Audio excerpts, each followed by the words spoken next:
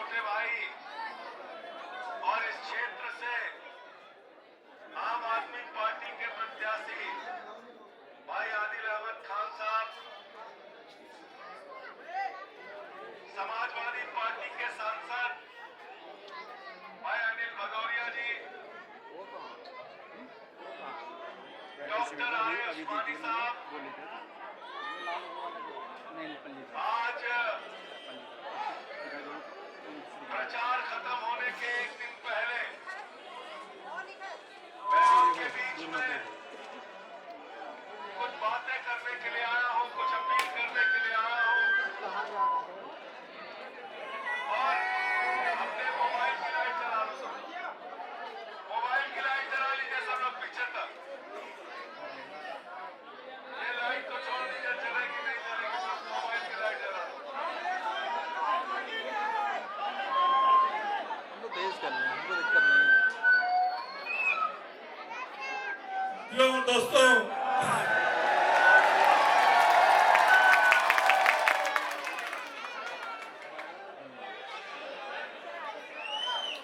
Mic अगर नहीं ठीक होता तो उसी से बोल के जाता, लेकिन बोलता जरूर। कोई हम लोगों को चुप नहीं करा सकता। करा सकता है क्या? मोदी नहीं चुप करा पाया। मैंने नारा लगा दिया उसके सामने, मोदी अडानी भाई भाई देश बेच के खाई मलाई। नाराज हो गया हमसे, कहने लगे इनको 6 महीने जेल में डालो। हमने कहा डालो 6 महीने। लेकिन मैंने हमसे एक बात कहा, मैंने कहा मोदी जी 6 महीने नहीं, और मेरा पार्लियामेंट का स्पीच है, सुन लेना आप। संसद के अंदर मैंने कहा 6 महीने नहीं, पूरी जिंदगी जेल में रखोगे और इस शरीर के 100 टुकड़े भी कर दोगे, तब भी तुम्हारे आगे झुकेंगे नहीं, तुमसे लड़ेंगे लड़ेंगे। पीछे तक आवाज आनी चाहिए, लड़ेंगे लड़ेंगे लड़ेंगे। और मैंने तो अपनी जिंदगी का एक ही मकसद बनाया है। मुझे नहीं मालूम कौन सा साथी हमारा क्या सोचता है, लेकिन मैंने अपने जिंदगी का एक ही मकसद बनाया है, इस मुल्क के अंदर गुंडागर्दी, तानाशाही और नफरत की राजनीति को इस जमीन के 100 फीट नीचे दफन करना है। ये मेरी जिंदगी का मकसद है। इसमें साथ देने के लिए तैयार हो कि नहीं तैयार? हाथ उठा के बताइए तैयार हो कि नहीं। तो मैं तो बहुत सीधी और साफ बातचीत करता हूं, घुमा फिरा के बात बिल्कुल नहीं करूंगा। जिसके साथ रहिए उसको पता होना चाहिए उसके साथ हो, जिसके खिलाफ रहिए उसको भी पता होना चाहिए उसके खिलाफ हो। मैं ऐलान करता हूं कि मैं भारतीय जनता पार्टी और नरेंद्र मोदी के खिलाफ हूं और मरते दम तक रहूंगा इस राजनीति के खिलाफ। आपसे पूछने के लिए आया हूं, आप खिलाफ हो कि पक्ष में हो? खिलाफ हो कि साथ हो? हाथ उठा के बताइए। मोदी की राजनीति के खिलाफ है ना? बहुत ज्यादा है ना? क्यों खिलाफ है? क्योंकि मोदी का, भारतीय जनता पार्टी का एक ही काम है, इस मुल्क में झगड़ा कराना, लड़ाई कराना, फसाद कराना। हिंदू का मुसलमान से झगड़ा कराओ, हिंदू का सिख से झगड़ा कराओ, हिंदू का ईसाई से झगड़ा कराओ, हिंदू का हिंदू से झगड़ा कराओ, जाट का गैर जाट से झगड़ा कराओ, मराठा का गैर मराठा से झगड़ा कराओ, पुलिस के जवान का किसान से झगड़ा कराओ, पुलिस के जवान का पहलवान से झगड़ा कराओ। तो मैंने मोदी जी से कहा, मैंने कहा मोदी जी अपनी पार्टी का नाम बदल के भारतीय झगड़ा पार्टी रख दो। झगड़ा कराने का था। मुझे बहुत अच्छा लगा कि इस भीड़ में से एक आवाज आई, हमको अपने बच्चे के लिए, अपने घर वालों के लिए, इस इलाके के लिए अस्पताल चाहिए। ताली बजाइए उनके लिए। मुझे बहुत खुशी हुई कि आज आम आदमी पार्टी ने, अरविंद केजरीवाल ने, हम सब लोगों ने राजनीति को यहां तक पहुंचा दिया कि लोग स्कूल पे, अस्पताल पे, सड़कों पे बात करते हैं। इसका श्रेय सिर्फ हिंदुस्तान में किसी पार्टी को जाता है तो आम आदमी पार्टी को जाता है। मेरे दोस्तों, अब मोदी जी क्या करते हैं, एक सभा में गए यूपी के अंदर, भदौरिया जी सभा में गए, बोले नौजवानों बिल्कुल चिंता मत करना, हमने तुम्हारे रोजगार का इंतजाम कर लिया। नौजवान चिल्लाने लगे, क्या किया क्या किया क्या किया? बोले गोबर से तुमको रोजगार दे देंगे।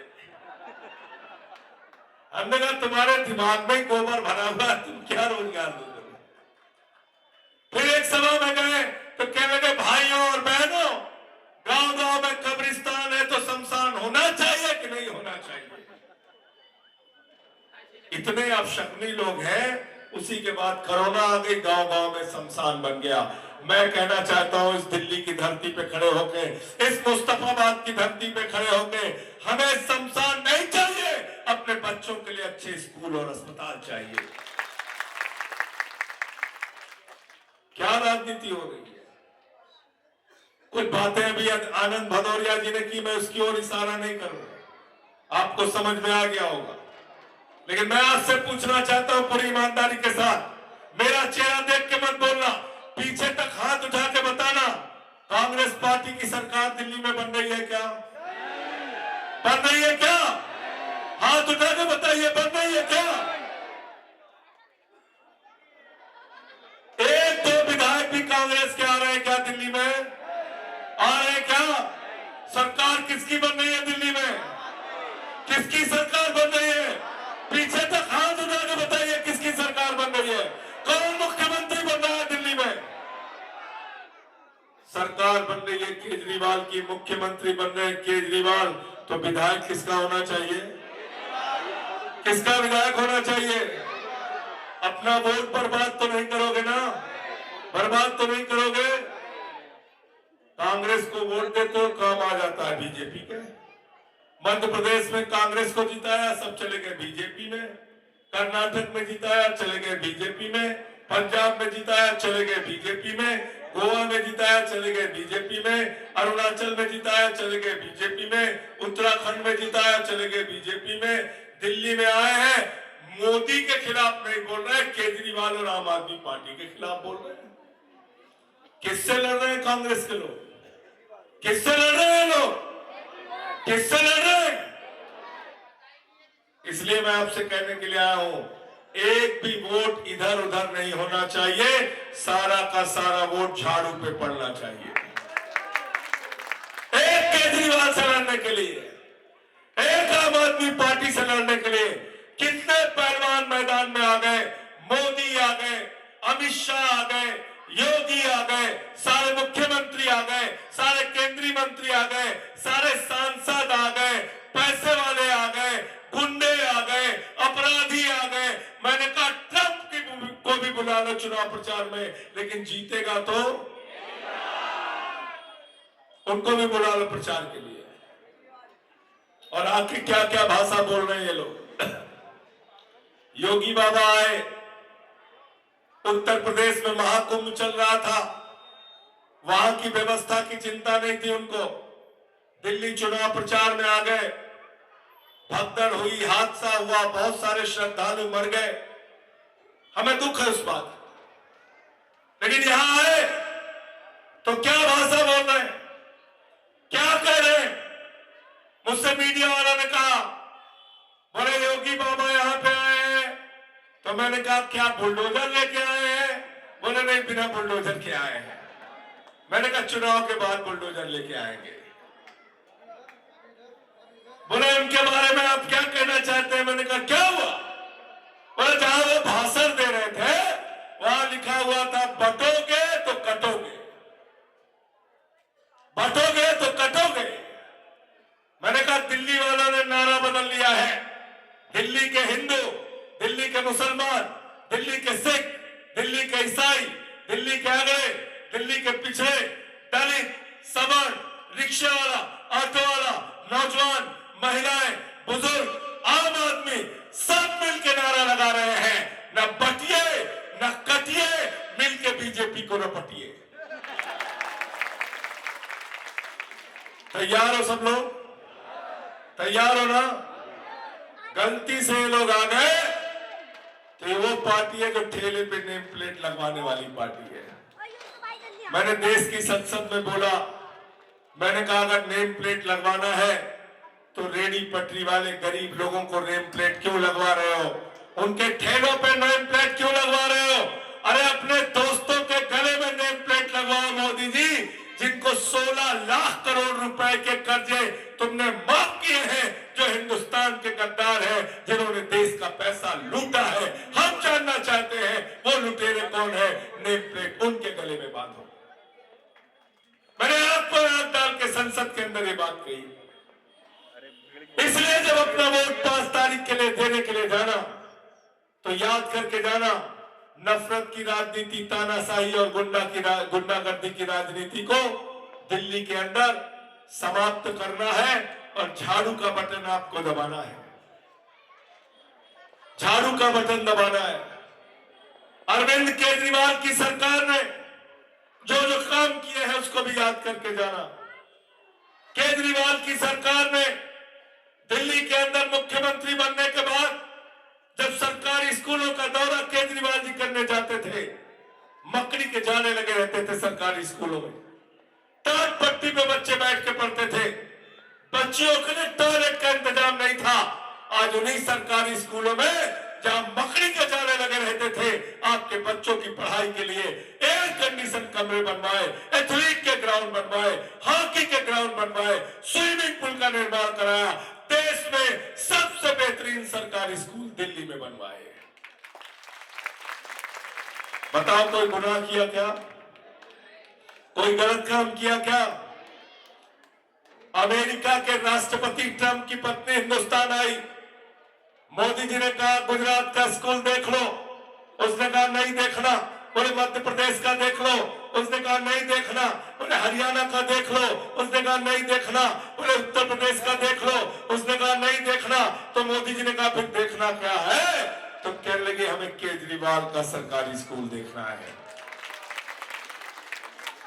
ये काम हमने दिल्ली में किया। दिल्ली के अंदर जब झुग्गियों में प्रचार के लिए जाते थे केजरीवाल साहब, बिजली फ्री के लिए माताएं बहनें सामने आती थी, कहती थी केजरीवाल साहब अपना गहना गिरवी रख दिया बिजली का बिल चुकाने के लिए। भारत के पहले मुख्यमंत्री अरविंद केजरीवाल, जिन्होंने कहा गरीब के घर में रोशनी तो होनी चाहिए, लेकिन उस रोशनी की कोई कीमत नहीं होनी चाहिए। जीरो बिजली का बिल, जीरो जीरो जीरो। पानी का बिल जीरो। महिलाओं के लिए बस का किराया जीरो। बुजुर्गों के लिए तीर्थ यात्रा का किराया जीरो। और सब कुछ करने के बाद मुनाफे का बजट दिया। भारतीय जनता पार्टी ने सिर्फ झूठ बोलने का काम किया। अभी सरकार बनी नहीं है, उसके पहले ही रमेश बिधूड़ी कह रहा है अगर बीजेपी की सरकार आ गई तो बस का किराया जो फ्री है उसको बंद कर देंगे। मैंने कहा बेईमानो, तुम्हारी जमानत जब्त होने वाली है। सरकार बनाना तो तुम छोड़ दो।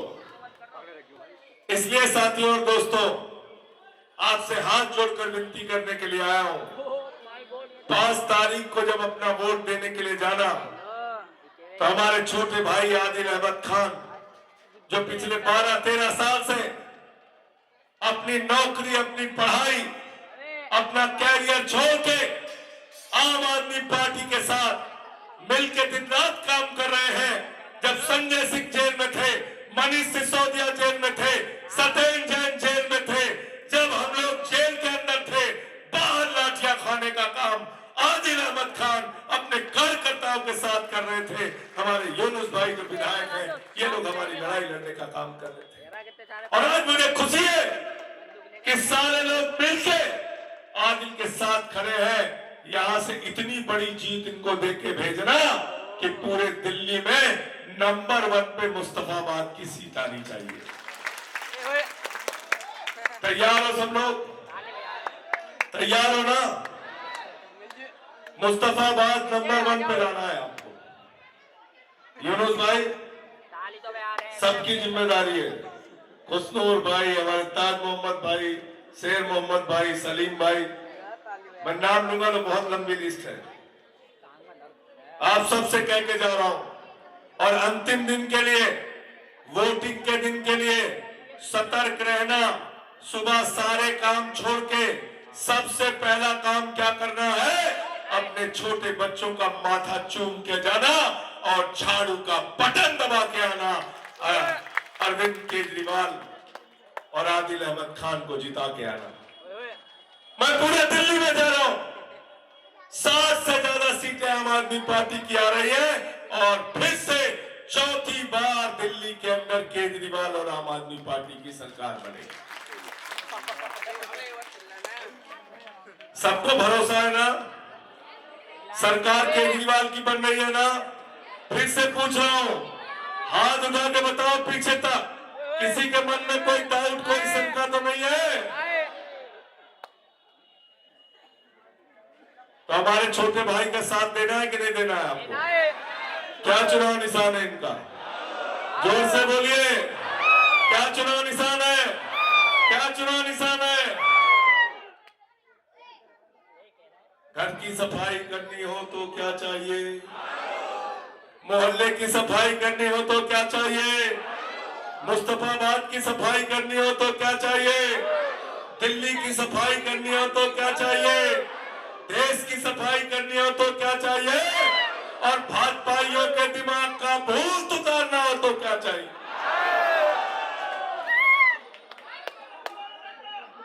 क्या चाहिए?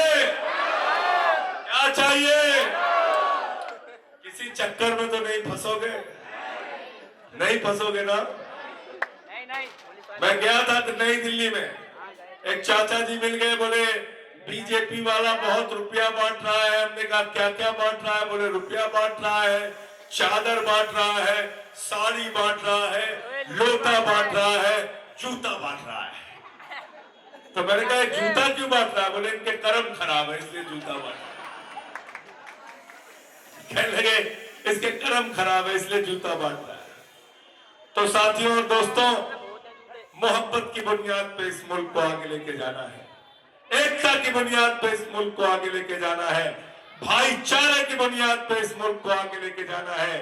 हमको आपस में ये बटने कटने वाली राजनीति नहीं, मिलकर भारतीय जनता पार्टी का सफाया करना है। और कांग्रेस कहीं दूर दूर तक, दिल्ली में 2015 में कांग्रेस, जोर से बोलिए, 2020 में कांग्रेस, 2025 में जोर से बोलिए, जोर से बोलिए, 25 में कांग्रेस, दिल्ली के अंदर माताएं और बहनें जाना पड़ेगा। आ रहा हूँ भाई साहब, 4 पुलिस वाले खड़े हैं। नमाज हो रही शाम को। ध्यान हो रही है रे भाई।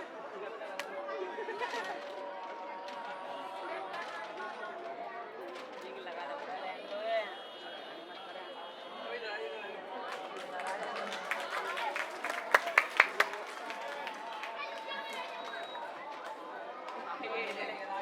कहाँ से आ गया भाई? लाली भाई आ रहे हैं, लोगों से दिख रहा है पुलिस वाले। बेटा गली में घुस के बहुत बंदूकें निकाल कर उठती है ना यार, नहीं वाले ना जान बोला भाई ये नो राइडर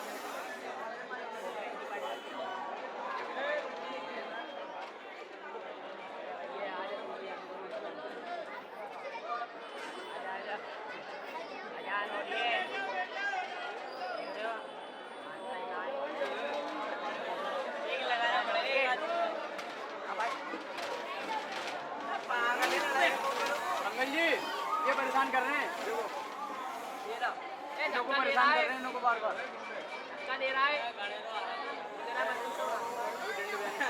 ध्यान रखिए। ये बोलिए लोग